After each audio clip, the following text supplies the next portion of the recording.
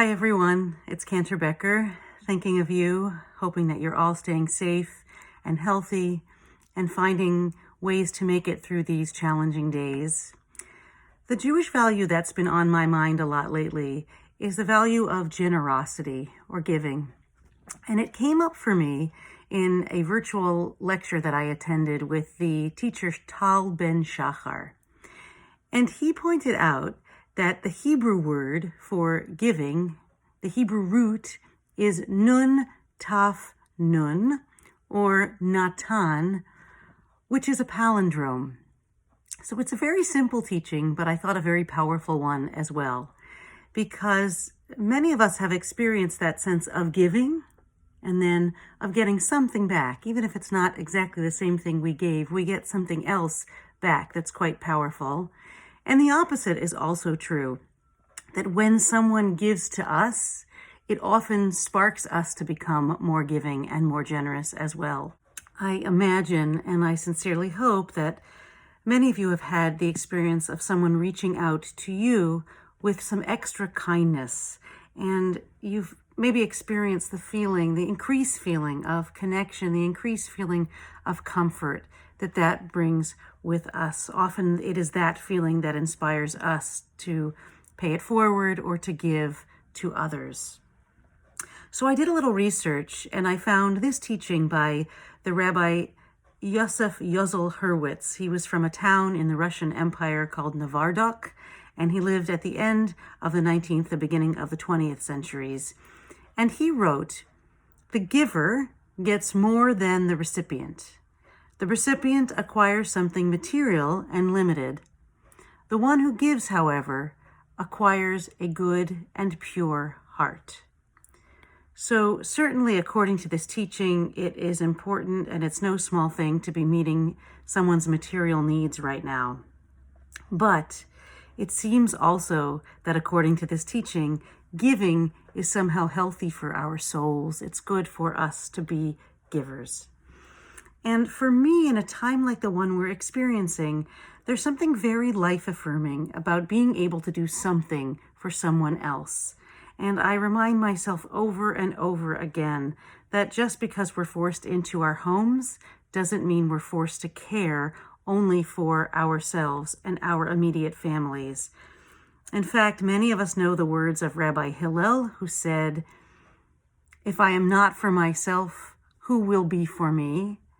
If I am only for myself, what am I?"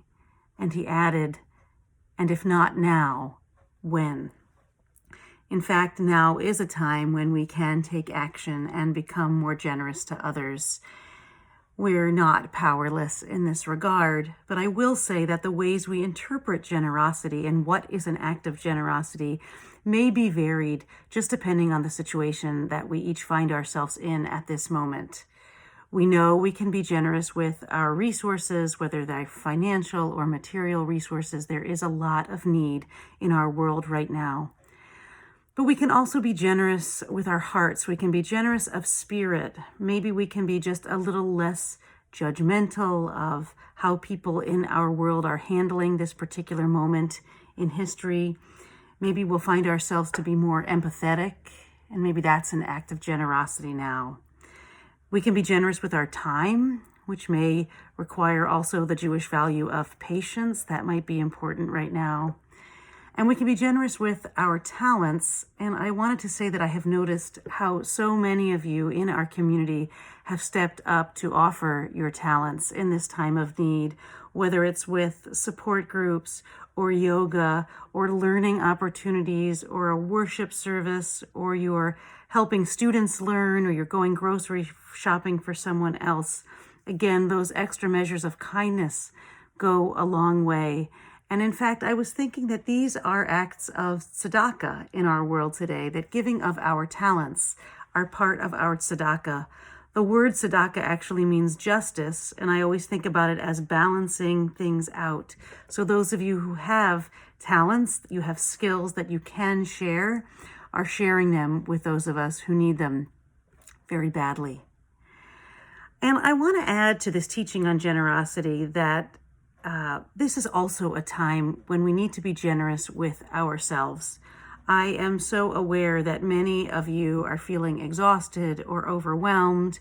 Maybe you're a medical professional, maybe you're an essential worker, maybe you're just being asked to do things in ways that you never have before, and it's taking up a great deal of energy. Maybe the anxiety of this moment is taking up a great deal of your energy.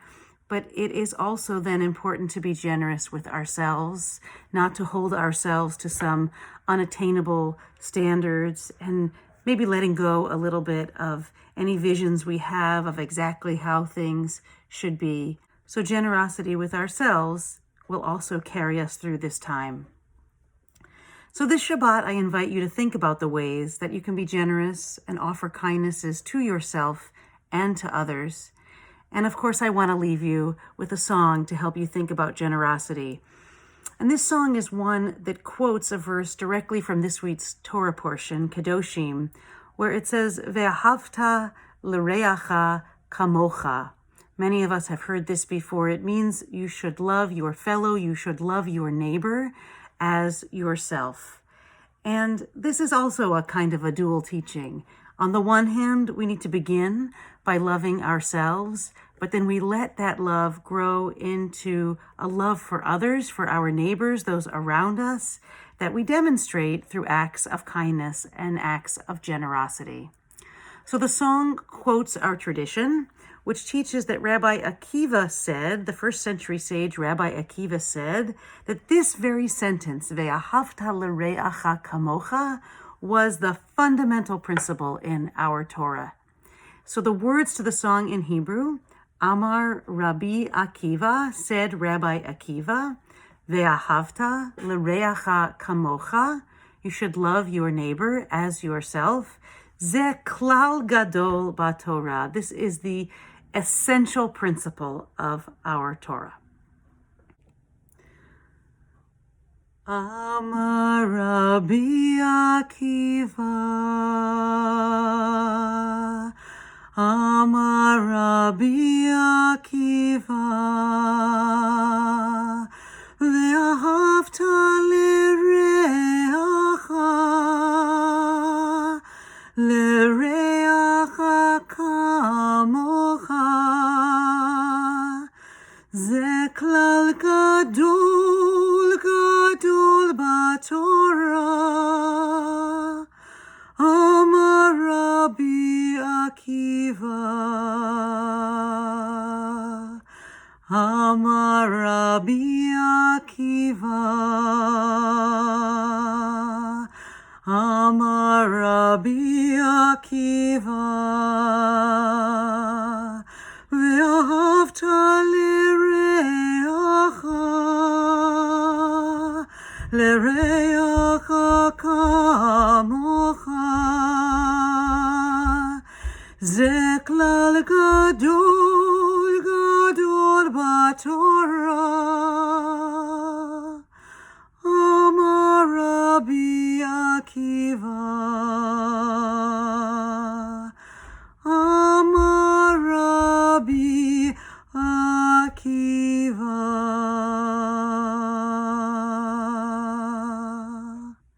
Shabbat Shalom.